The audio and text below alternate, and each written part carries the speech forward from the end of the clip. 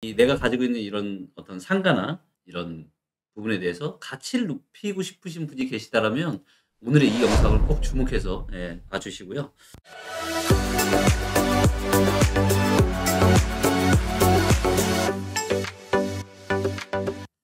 안녕하세요. 반갑습니다. 제가 이제 부동산 빅데이터 이제 전문가 1호로 활동을 하고 있는데, 이 부동산 빅데이터를 한참 연구할 때 스승으로 모셨던 우리 한국의 이 상권 분석의 이제 최고의 대가시죠. 우리 한양대학교의 우리 김영갑 교수님을 소개하겠습니다. 반갑습니다. 반갑습니다.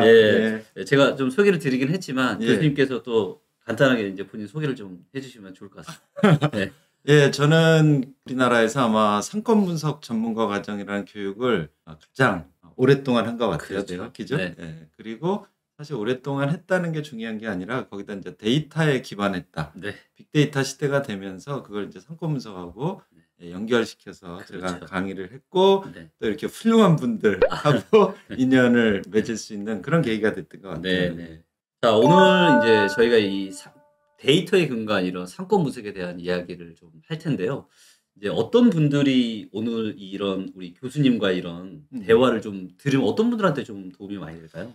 글쎄요, 이게 이제 제가 가르치는 상권 분석이 아마 여러분들이 기존에 알고 계시던 거하고 약간 차이가 있을 거예요. 왜냐하면 저는 상권 분석을 어떤 관점으로 가르치냐면 지금까지는 대부분이 뭐 여기가 좋냐, 나쁘냐, 뭐 여기 가치가 얼마나 되냐, 뭐 이런 위주로들 많이 상권 분석을 공부하셨잖아요. 그런데 저는 좋나 나쁘냐보다는 어떻게 하면 가치를 높일 것이냐. 그러니까 가치를 높이는 상권 분석을 제가 추구하고 있으니까 그게 아마 여기 계시는 분들이 상당히 도움이 되실 그런 정보일 것 같아서 저 나오라고 한 거죠. 네, 맞습니다. 그러면 이제 이 가치를 내가 가지고 있는 이런 어떤 상가나 이런 부분에 대해서 가치를 높이고 싶으신 분이 계시다라면 오늘의 이 영상을 꼭 주목해서 봐주시고요. 자, 어떻게 보면 우리 교수님께서 외식 경영을 또 가르치고 계신데 왜 또 이렇게 또 상권 분석을 연구를 하셨는지 이게 또 궁금하거든요. 그러니까 아마 전 세계에서 외식 경영을 전공한 박사 교수가 상권 분석을 한다? 그렇죠. 좀 이상하죠. 처음에 제가 상권 분석을 가르친다 그럴 때 사람들이 다 야, 그게 뭐 이상하다. 식당 관련된 외식 경영 가르치는 교수가 왜 상권 분석을 하지? 아까 말씀드린 것처럼 사실은 제가 상권 분석을 하게 된 어떤 이유가 뭐냐면 자꾸 우리나라 소상공인들이 망하잖아요. 그렇죠. 굉장히 많이 망해요. 근데 이제 그 망하는데 그분들을 봤더니 이렇게 얘기하시더라고요. 상권 분석을 잘못했다. 아니 그러면 그게 제대로 상권 분석이 되면 거기 안 들어갔어야 되잖아요. 그렇죠. 자, 그런데 또 여기서 의문이 생기지 않아요? 그러면 그 상권 분석 전문가들이 분석을 해줘가지고 좋은 데라고 하는데 들어갔어요. 근데 안 망하나요? 망할 수 있죠. 그래도 망하죠. 맞아요. 강남역 이런 데서도 굉장히 많이 망하잖아요. 사실은 우리가 일반적으로 좋다라고 생각하는 상권이 사실 더 많이 망하고 더 빨리 망하고 그렇습니다. 왜냐면 지금 말씀하신 것처럼 뭐 여기 강남역 사거리 이렇게 좋은 상권이 그렇죠. 홍대 맞아요. 이렇게 좋은 상권 너무 좋지 않아요? 근데 여기가 네. 우리나라에서 수명이 제일 짧아요. 그래요. 사업자들 수명이 제일 짧아요. 그만큼 이제 빨리 망한다라는 얘기네요. 그렇죠. 그래서 그러면 교수님이 처음에 말씀하신 게 이해가 됩니다. 그래서 상권 분석 어디가 상권이 좋네 안 좋네 이게 중요한 게 아니라 가치를 올릴 수 있는 이게 중요한 이유가 바로 여기에 있는 거네요. 그렇죠. 그다음에 또 제가 이제 이런 표현 씁니다. 상권 분석을 할 때 맞추는 상권 분석. 맞춘다. 그다음에 맞히는 상권 분석. 히읗. 근데 이제 읽을 땐 맞히다 이렇게 읽잖아요. 그렇죠. 그럼 맞추다, 맞히다 이 개념을 알아야 상권 분석을 할 수 있어요. 그런 거예요. 이게 무슨 뜻이냐면 우리가 그 맞춘다는 건 이 상권이 좋든 나쁘든 거기 들어가서 최적의 성과를 내는 분석을 해낼 수 있는 거예요. 사실 어떻게 보면 이게 그 분석에 의해서 전략을 짜는 거죠. 그렇죠. 근데 맞히는 건 뭐냐면 저기는 맞아. 그러니까 거기가 정답이야. 근데 어떻게 생각하세요, 대표님은? 교수님께서 말씀하신 그 첫 번째가 맞는 것 같아요. 그렇죠. 지금 옛날엔 사실은 맞히는 게 가능했긴 했어요. 지금 빅데이터 하시니까 너무 잘 아시잖아요. 우리가 빅데이터를 통해서 사실 제일 알고 싶은 게 뭡니까? 네. 야, 저거 언제 올라가니? 그렇죠. 얼마까지 올라가니? 네네. 그리고 이제 이게 어디가 상권이 좋은지, 예, 안 그렇죠. 좋은지. 예, 그거 네. 찾아내려고 하잖아요. 근데 네. 어때요, 사실은? 우리가 네. 데이터를 가지고 네. 알고 보면 맞히는 것 같지만 저는 맞추는 게 이 빅데이터의 진짜 네. 힘이라고 생각해요. 진짜 중요한 얘기를 해주신 것 같고요. 아마 오늘 이 영상을 계속 이제 보시다 보면 어떻게 하면 가치를 올릴 수 있는 상권 분석을 할 수 있는지 너무 기대가 되고 있고요. 자, 그러면 우리 교수님께서는 이 상권 분석을 어떤 용도로 이렇게 활용을 하고 계신가요? 이제 사람들이 제가 외식 경영하고 네. 외식하는 사람들을 많이 가르치니까 이거 네. 식당을 어디다 내면 좋겠나 네. 뭐 이런 걸 찾아준다고 생각을 하시지만 네. 사실은 저는 IT를 했었던 사람이에요. 저도 네네. IT를 했었고 네. 그다음에 이제 소매업도 했었고 네. 서비스업도 했었고 네. 거기다 외식업도 했었고 아. 사실은 부동산 시행도 해봤어요. 와. 그러니까 제가 이제 상권 분석을 하게 된 배경이 여기서 좀 느껴지지 않으세요? 네네. 그러네요. 그러니까 예를 들면 제가 네. 이제 시행이나 분양을 할 때는 네. 네, 맞아요. 어떤 땅을 사면 가장 가치를 높여서 그렇죠. 내가 돈을 많이 벌 수 있는가. 네. 근데 그렇게 해서 부동산을 개발해 놓고 보니까 네. 이게 어느 시점까지는 올라가는데 어느 시점에 멈추기도 하고요. 네. 또 어떤 때는 요즘같이 이제 경기가 나쁠 땐 그렇죠. 전부 미분양이잖아요. 맞아요. 네. 이거 어떻게 되는 거죠? 그럼 이제 뭐 미분양 나면 망하는 거죠. 그렇죠. 망하는 네. 거잖아요. 네. 근데 그럴 수 있는 위험을 항상 도사리고 있잖아요. 맞아요. 그러면 내가 그 공간을 그냥 파는 게 아니라 네. 내가 가치를 올릴 수 있어야 될 것 같아요. 맞습니다. 너무 중요한 얘기죠. 그렇죠. 네. 그래서 저는 부동산을 처음에 개발하려고 하는 분들부터 네. 그걸 개발한 걸 그 상가를 채우는 거, 네. 그다음에 채워서 거기에서 장사하는 분들이 또 빨리 안 망하게 도와주는 거. 그렇죠. 그래서 결국은 그게 그 사람들이 장사를 잘해서 매출이 잘 나와야 네. 그 건물의 전체 가치가 올라가잖아요. 그렇죠. 네, 제가 그걸 상권 분석이라는 개념으로 지금 접근하고 있는 거예요. 굉장히 그러니까 어떻게 보면 이제 수동적인 상권 분석이 아니라 굉장히 적극적이고 그런 진취적이고 내가 뭔가 행위를 통해서 가치를 올리는. 그렇죠. 그렇죠. 능동적인. 이게 그렇죠. 네. 이게 사실은 굉장히 중요한 것 같아요. 저도 제가 많은 이제 의사결정이나 이런 것들을 할 때 제가 이제 통제력이나 영향력에 대한 생각들을 굉장히 많이 하는데 교수님께서 말씀하신 이런 어떻게 보면 가치를 업시킬 수 있는 상권 분석을 한다라는 거는 결국은 이 상권에 대한 영향력과 통제력이 온전히 나한테 있다. 그렇죠? 맞습니다. 네. 자, 그러면 우리가 부동산 또 이런 상권 분석할 때 또 부동산 투자 쪽으로 생각하시는 분들이 좀 많을 텐데 그럼 부동산 투자할 때 상권 분석이 꼭 필요할까? 어떻게 보면 교수님 말씀 들어보면 상권 어떻게 보면 크게 중요하지 않다. 어떤 상권에라도 내가 거기에 들어가서 이걸 가치를 내가 업시킬 수 있기 때문에 또 어떻게 보면 상권 분석이 굳이 꼭 필요한가 이런 생각도 들거든요. 그렇죠. 그럴 수도 네. 있어요. 네. 근데 이제 그거는 네. 잘못 알고 계시는 거예요. 네. 사실은 진짜 상권 분석은 네. 무엇을 하든 부동산을 어디를 투자를 하든 네. 어떻게 투자하든 네. 반드시 하셔야 되는 거예요. 그게 왜 그러냐면 우리가 이제 제가 요즘 하는 일 중에 제일 많이 하는 게 뭐냐면 네. 활성화. 지역 네. 활성화. 이게 사실은 뭡니까? 네. 지역 활성화라는 게 네. 결국은 거기서 사람들이 돈을 많이 쓰게 하겠다는 얘기거든요. 그렇죠. 네. 여기선 지금 돈을 안 쓰고 있으니까 거기에 부동산의 가치도 떨어지는 거예요. 네. 그럼 돈을 많이 쓰게 해야 되잖아요. 그렇죠. 그럼 사람들이 많이 오게 해야 되잖아요. 맞아요. 근데 어떤 지역은 또 많이는 왔는데 네. 많이는 살고 있는데 네. 돈을 안 써요. 그리고 다른 데 가서 써요. 그래요? 제가 재밌는 통계 하나 알려드릴까요? 네. 우리 서울의 인구가 네. 몇 프로쯤 되는 것 같아요? 우리나라 전체 인구에?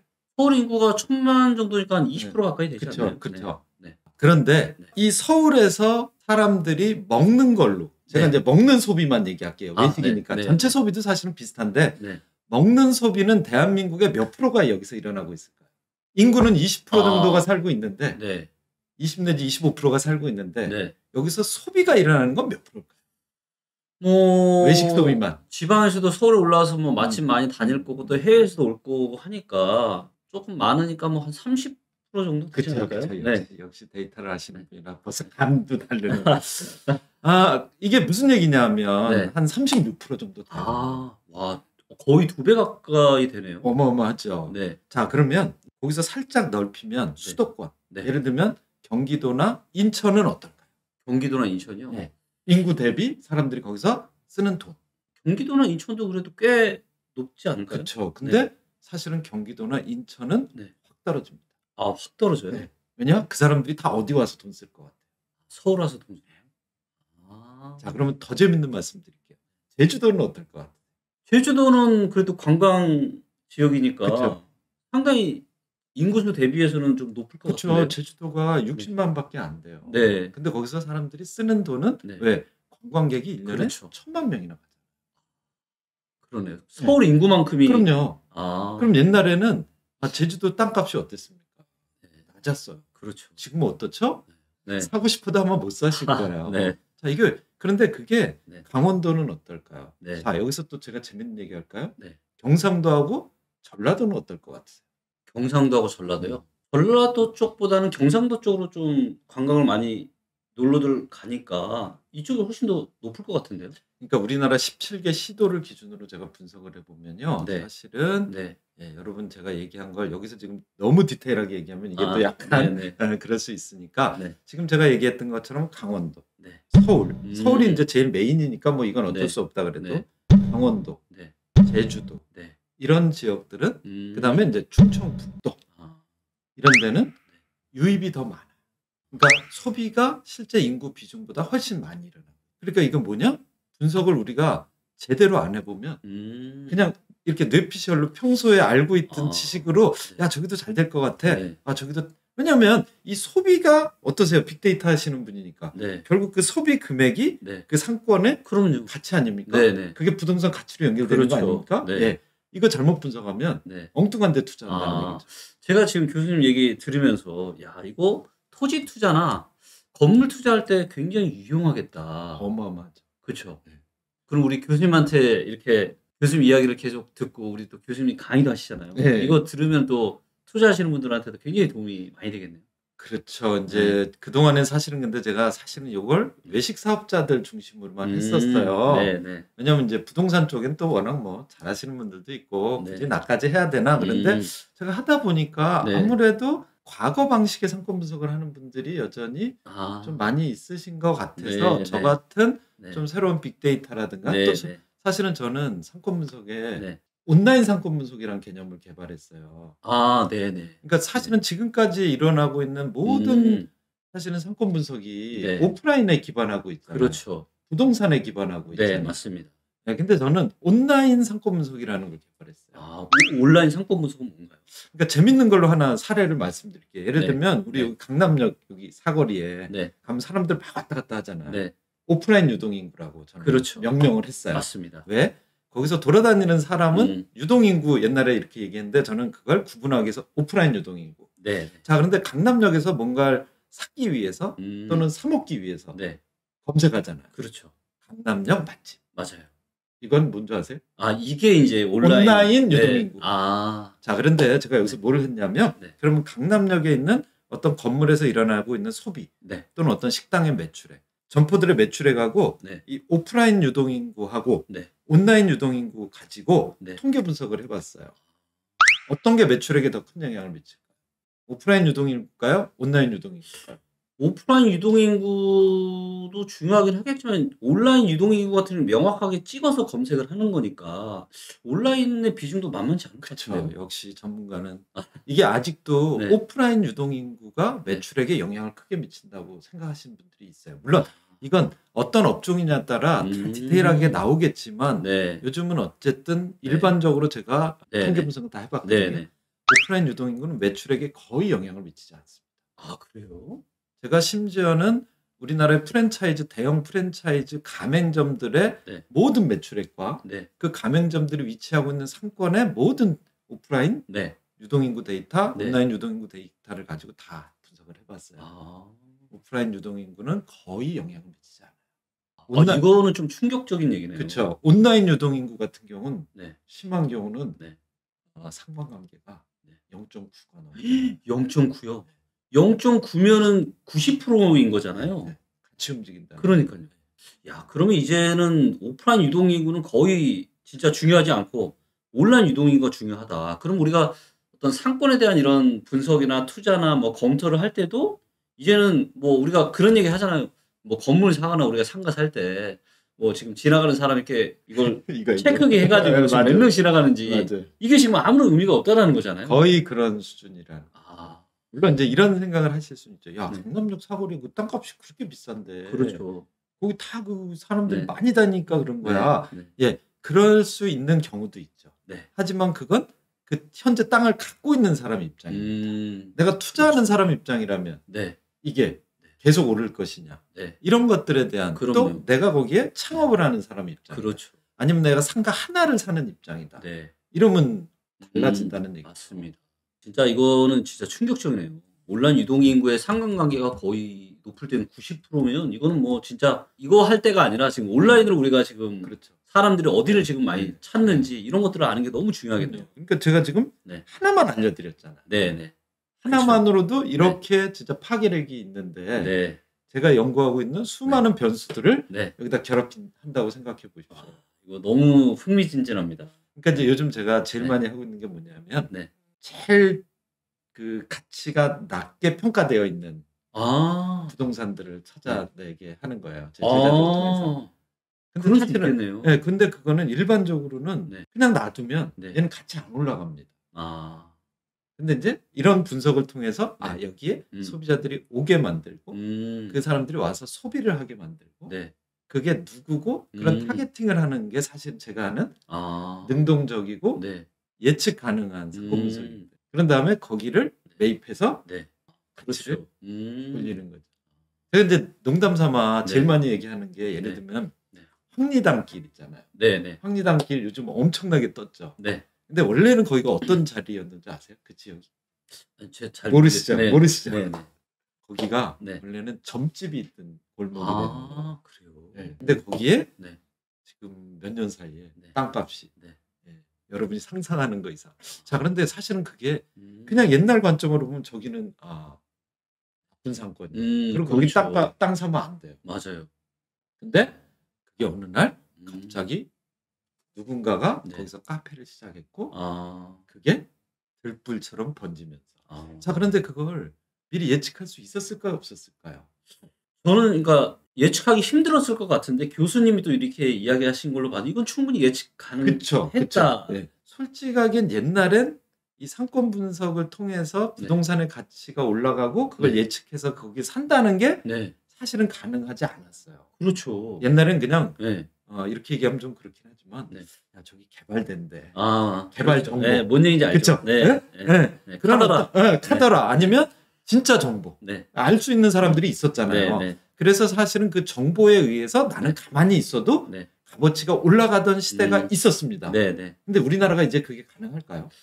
어떻게 이제 생각하세요? 쉽지 않죠. 그쵸. 네, 부동산 어찌되건 이제 인구가 이제 앞으로 이미 이제 줄어드는 시대가 됐고 어떻게 보면 이 경제 활력이 앞으로 계속 좀 떨어질 가능성이 그렇죠. 높기 때문에 네. 그래서 더더욱 또 이런 적극적인 상권 분석이 너무 중요한 시대가 될 것 같아요. 그렇죠. 그러니까 네. 이제 사실은 제가 가르치는 상권 분석은 네. 어디가 올라갈 것이다를 음. 예측하고 사는 게 아니라 네. 어디가 가장 저평가되어 있는지를 찾아내고 거기를 가장 고평가되도록 하는 그렇죠. 방법론을 야. 찾아내는 상권 분석을 제가 가르치려고 야. 노력하고 있습니다. 그러니까 이게 이제 어떻게 보면 투자의 관점으로 놓고 보자면 투자의 가장 기본이 저평가됐을 때 사서 고평가됐을 때 파는 건데 지금 우리 교수님께서 하시는 거는 지금 저평가된 가능성이 있는 저평가된 지역을 찾아서 여기를 적극적인 행위를 통해서 가치를 끌어올리는 야 투자의 관점으로 보면 이건 거의 뭐 가장 안전하지 않을까요? 네, 너무 좋은 네, 투자입니다. 아까 말씀하신 것처럼 내가 통제 가능한 투자만 하려고 노력하는 그렇죠. 거예요. 아,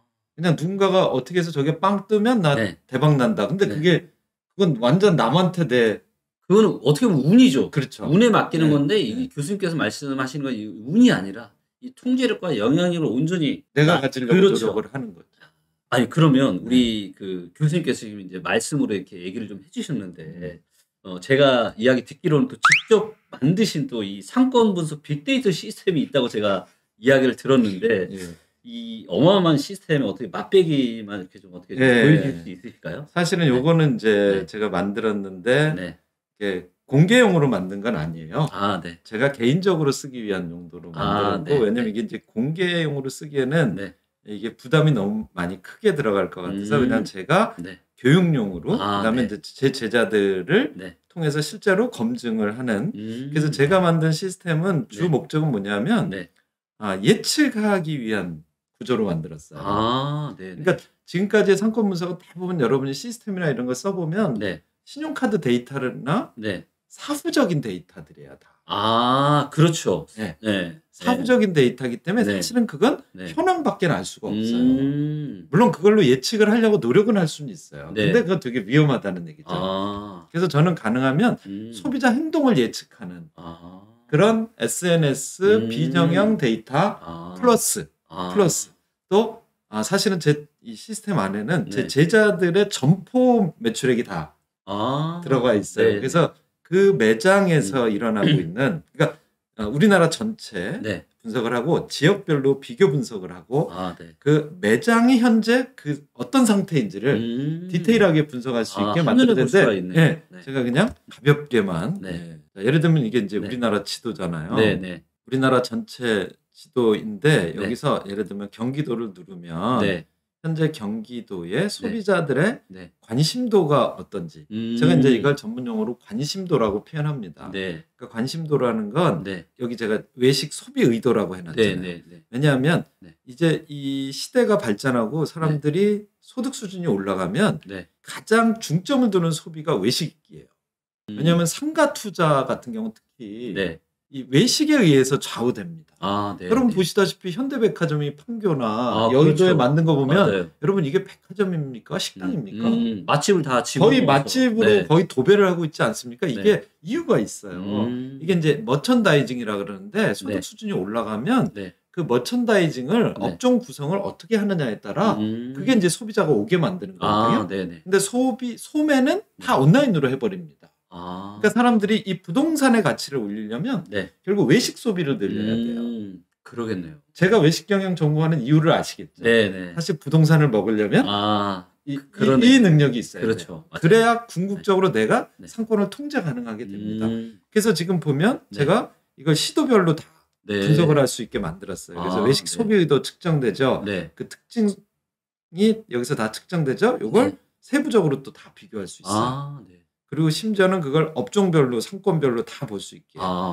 아니 지금 언뜻 봤을 때 지금 여기 보면 주요 상권이 1등이 지금 파주 맛집으로 돼 있는데 네. 근데 지금 경기도에서 파주의 맛집을 많이 찾는다는 얘기예요, 사람들이? 그렇죠. 파주의 맛집이 저는 잘 잘 몰라가지고. 모르시죠? 예. 네, 대표님은 연구만 하느라 모르지. 젊은 친구들한테 물어봐요. 알아요. 여기를 가보시면 네. 여기 이제 위치가 딱 뜨죠. 네네. 그럼 여기에 어떤 점포들이 있는지 누구 때문에 뜨는지도 다 알 수 있어요. 네네. 그러면은 예를 들면 여기에 어떤 네. 카페가 네. 어마무시하게 지금 장사가 잘 되고 있습니다. 그러니까 그런 카페들이 생기고 거기에 맞춰서 네. 또 다른 음식점들이 생기고 그래서 이건 이제 이렇게 막 확대해 들어가면 네. 그건 이제 디테일하게 다 이렇게 점포들까지 볼 수 있는 거죠. 네. 그래서 이게 경기도뿐만 아니라 네. 그럼 이제 제주도가 지금 네. 어떤 상태이고 여기 지금 코로나 때 막 이랬다가 지금 다시 네. 살아났다. 네. 지금 약간 비수기거든요. 네네. 제주도가 조금 있으면 성수기에 접어듭니다. 네. 그런데 여기도 보면 네. 제주시와 서귀포시 네네. 이게 사실은 매출액으로 봐도 이렇게 나와요. 네네. 왜냐하면 제가 이걸 소비 의도라는 걸로 측정을 하는 건 뭐냐면 의도가 있으면 결국 소비하잖아요. 그렇죠. 그러니까 사전 데이터와 사후 데이터를 가지고 계속 통계 분석을 할 수가 있겠죠. 그리고 그것도 역시 마찬가지로 가면 네. 여기 되게 웃긴 게 뭔지 아세요? 이거 보십시오. 자, 사람들이 제주도 가면은 네. 어디다 투자해야 될까? 그럼 전부 지금 여기가 바닷가만 생각하시잖아요. 그렇죠. 근데 실제로는 네. 소비가 제일 많이 일어나고 있는 데는 여기예요. 제주 공항 근처. 왜 그런 줄 아세요? 물론 이 다 바닷가 쪽에서 놀려고는 하죠. 거기서 네. 먹고 자고 놀고 하지만 결국은 어디서 내려요? 공항에서 내리죠. 그렇죠. 거기서 내려서 뭘 할까요? 일단 밥 먹어야죠. 밥 먹어야죠. 네. 또 나갈 때도 거기서 먹어야죠. 밥 먹어야죠. 그래서 사실은 제주도에서 제일 큰 상권은 이런 바닷가가. 그리고 실제로 제일 잘 되는 네. 점포들이 네. 또 다 여기에 있어요. 네. 내륙에 있는 점포들이 매출액이 훨씬 더 높아요. 근데 근데 일반인들은 모르잖아요. 그렇죠. 바닷가만 네, 찾잖아요. 그렇죠. 예. 네. 이렇게 분석해보면 다 나옵니다. 거기서 사람들이 주로 어떤 것들을 좋아하는지, 뭘 주로 먹는지, 네. 메뉴까지. 메뉴까지 다 나와. 메뉴까지 그렇게 분석을 하도록 제가 만든 겁니다. 네. 그래서 이렇게 우리나라 전체 흐름을 왜냐하면 네. 상권은 네. 우리 대표님이 저를 초대해 주셔서 네네. 아주 알토란 같은 영화를 네. 아유, 감사합니다. 여러분 이 상권은 네. 제로섬 게임입니다. 그렇죠. 아시죠? 먹는 총량은 정해져 있으니까. 그렇죠. 총량은 정해져 있잖아요. 네. 왜냐하면 우리나라 사람들이 예를 들면 1년에 쓰는 소비 네. 금액 중에 외식업만 떼놓고 보면 네. 약 120억에서 130억을 써요. 130조 정도를 써요. 네, 네. 1년에. 네. 그럼 이 130조는 네. 고정되어 있는 겁니다. 그렇죠. 물론 성장은 하지만 네. 그냥 그 범위예요. 맞습니다. 근데 그걸 가지고 네. 제주도 가서 쓸 거냐, 강원도 가서 쓸 거냐, 그러네요. 강원도 가서도 속초 가서 쓸 거냐, 강릉 가서 쓸 거냐, 그렇죠. 강릉에서도 네. 해변가에서 쓸 거냐, 그렇죠. 커피거리에서 쓸 거냐, 네. 시장에서 쓸 거냐. 속초도 마찬가지 아니에요? 네. 대표님 속초 가면 어디 가서 제일 많이 써요? 저는 속초 바닷가 쪽. 그렇죠. 네. 근데 혹시 시장 안 가보셨어요? 그 속초 중앙시장. 예, 가봤습니다. 닭강정 사러 가셨죠? 예, 그죠? 예. 네. 이런 거 다 분석할 수 있어요. 즉 제로섬 게임이다. 네. 제로섬 게임이라는 건 뭐냐면 네. 여기가 뜨면 여기가 죽습니다. 그렇겠네. 신도시를 만들면 구도심은 죽습니다. 자, 구도심을 다시 살리겠다? 네. 그럼 또 어떻게 될까요? 네. 신도시 걸 뺏어와야 돼요. 그러니까 예를 들면 건물을 졌어요. 네. 사람들 다 몇 층을 사고 싶어 하십니까? 1층이죠. 1층이죠. 그죠? 네. 왜? 1층이 돈을 많이 번다고 착각하는 거예요. 그렇죠. 아니에요.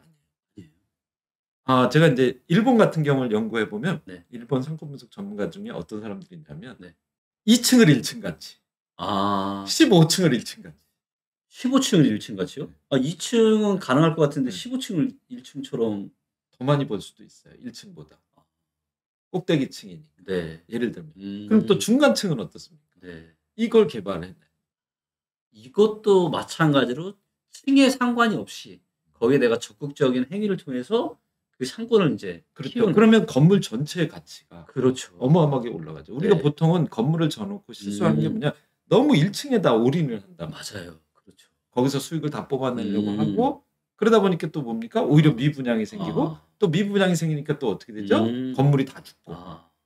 그러면 이런 게 가능한 거네요. 예를 들어서 이제 건물이 5층짜리 건물이 있다라면 여기에는 1층에는 뭘 하면 좋고 2층에는 뭐 하면 좋고 5층에는 뭐 하면 좋은지를 데이터로 이걸 뽑아낼 수 있다는 거잖아요. 있는 거죠. 이야, 이거는 그게 이제 진정한 빅데이터와 네. 이런 분석을 통한 MD 머천다이징인 거죠.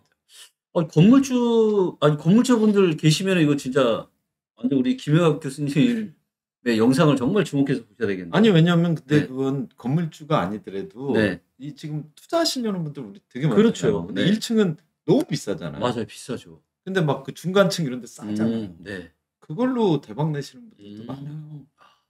그러겠네요. 그러니까 소액 투자로 네. 내 가치를 높이는 네. 공부만 좀 하면. 그리고 이제 해볼 수 제가 있다는 또 사실 좀 제 머리를 스쳐 지나가면서 좀 제가 살짝 무섭다는 생각이 든 게 뭐냐면 지금 어디에 어떤 지역에 어떤 아파트를 투자하면 좋으실지를 쉽고 빠르고 정확하게 도와드리겠습니다.